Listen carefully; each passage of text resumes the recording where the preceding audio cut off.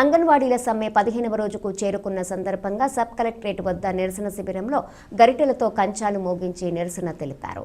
జగన్మోహన్ రెడ్డి ప్రభుత్వం తగిన మూల్యం చెల్లించుకోక తప్పదని AP anganwadi workers and helpers union జిల్లా ప్రధాన కార్యదర్శి కె బేబీరాణి హెచ్చరించారు.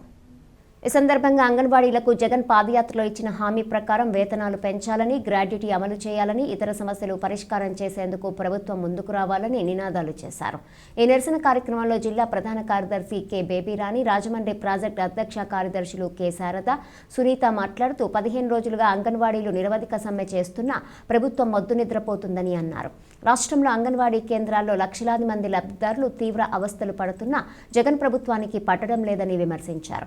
ఎన్నికల ముందు జగన్ హామీల వర్షం కురిపించారని, ఎన్నికల తర్వాత అంగన్వాడీలకు ఇచ్చిన హామీలు మరిచారన్నారు.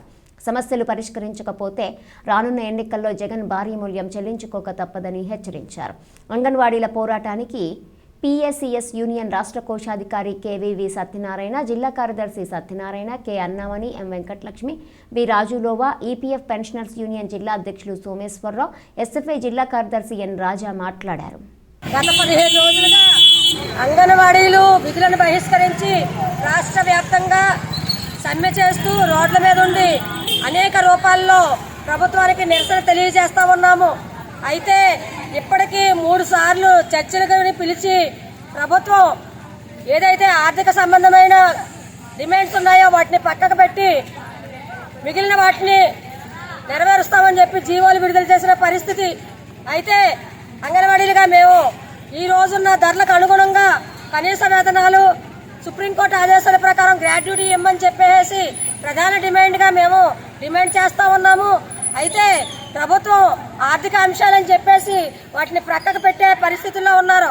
అయితే ఎంత మాత్రం కూడా మేము ఏదైతే అనుకున్న ప్రధాన డిమాండ్స్ ఉన్నాయో అవి నెరవేరేంత వరకు కూడా సమ్మెను విరమించేది లేదు. మరి ఈరోజు సాయంకాలం 5 గంటలకి చర్చల కోసం అని చెప్పేసి పిలవడం జరిగింది. ఇప్పటికైనా ప్రభుత్వం సానుకూలంగా స్పందించి ఏదైతే ప్రధాన డిమాండ్స్ ఉన్నాయో కనీస వేతనం, సుప్రీంకోర్టు ఆదేశాల ప్రకారం గ్రాడ్యుటీ, ఈ రెండింటినీ అమలు చేసే పద్ధతిలో మీ చర్చలు ఉంటే బాగుంటుందని చెప్పేసి కూడా హితవు పలుకుతూ ఉన్నాము.